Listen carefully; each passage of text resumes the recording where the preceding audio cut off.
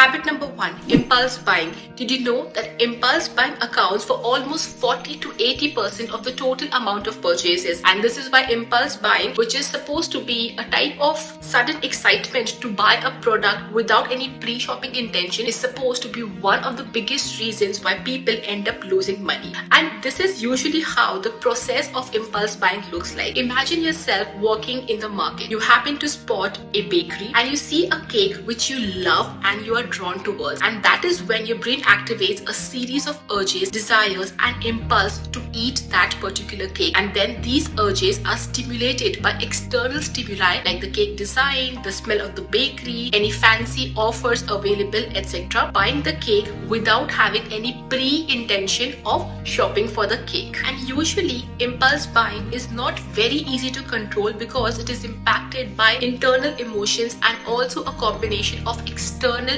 environmental stimuli, and which is why a lot of people, irrespective of the amount of discipline they have in mind, end up falling in the trap of impulse buying. But here's a trick that you can apply to save your money from impulse buying. Simply add all the stuff that you wish to buy in a cart and let the goods be there in the cart for at least 48 to 72 hours. Remember, do not check out or make any kind of payment. And after 72 hours, if you still feel like buying the product, then you go ahead. Otherwise, you are happy to assume that it was probably a case of impulse buying. Habit number 2, eating out too much. We tend to eat out too much or too frequently, not just because we are hungry, but also because of emotional and psychological reasons, such as wanting a change of environment, wanting to get out of the feeling of boredom, wanting to just step out somewhere and maybe explore some restaurant hopping, sometimes even to surround yourself with a different set of people and to feel socially more secure. But remember that while eating outside can be extremely fun, eating out multiple times in a week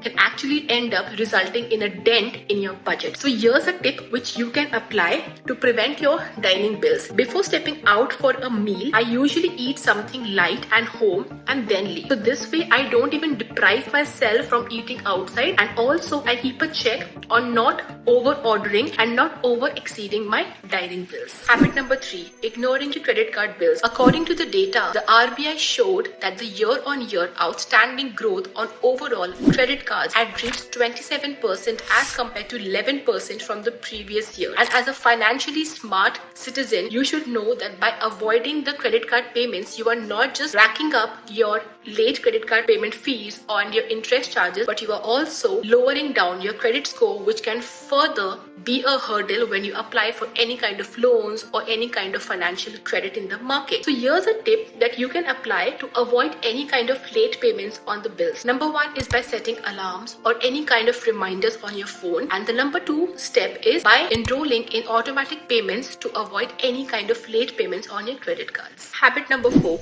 maxing out your credit card. Now this particular chart shows the constant increase in the issuance of credit cards in India, and while it's tempting and very convenient to use your credit card for literally everything from shopping to eating out to traveling in Uber rentals, maxing out your credit card can be extremely dangerous because it has a lot of drawbacks, such as increase in the credit utilization ratio and also increase in the debt to credit ratio, which causes a drop in your credit score. And if you are not paying this full amount every month, then you will also end up paying a lot of extra interest charges. And my dear friend, remember that the credit bureaus do not like to see that you have been using up all the credit available, because it simply indicates that you have been spending beyond your means. So here's a tip that you can apply in your life. Ideally, you should restrict your credit card usage to 2/3 of the limit. For instance, if your credit card limit is 3 lakh rupees per month, then plan its usage in a way that you do not spend more than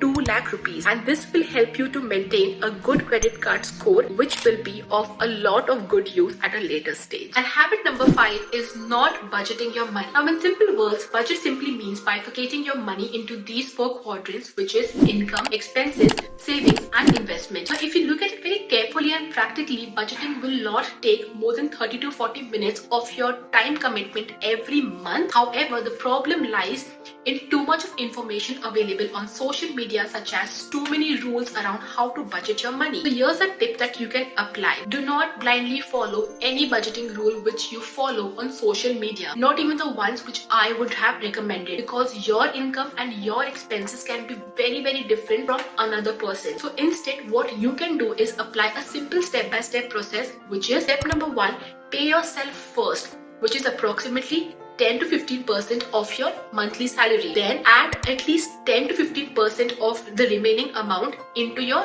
emergency fund. Then use at least 5 to 10% of the entire amount to invest in any kind of investment scheme, and then use the remaining amount on your lifestyle expenses. So let me give you an example. Let's say your in-hand salary every month is 40,000 rupees. Now you can pay yourself a pocket money of say 10% of 40,000, which is 4,000 rupees. Then transfer another 6,000 rupees into an emergency account. Then you can invest 2 to 4,000 rupees in any kind of investment scheme, and then the remaining amount, which is 25 to 30,000 rupees, you can use for your lifestyle expenses such as your rent, your maintenance, your bijli ka bill, your grocery, food, shopping, etc. Now remember, this is one example of budgeting, and you can try to modify and play around this particular example depending on your individual money requirements and your individual money goals. Remember friends, money management is 80% psychological and 20% technical. So once you start looking at money as a medium, as a tool to support your end goal, you will automatically end up becoming better at managing money. That's it for today's video. I hope you learned something useful for this particular video. If you did, please hit the like button, subscribe to my channel, and also comment and tell me which point you related to with the most. And I will see you soon in the next video. Till then, take care. Namaste. Bye-bye.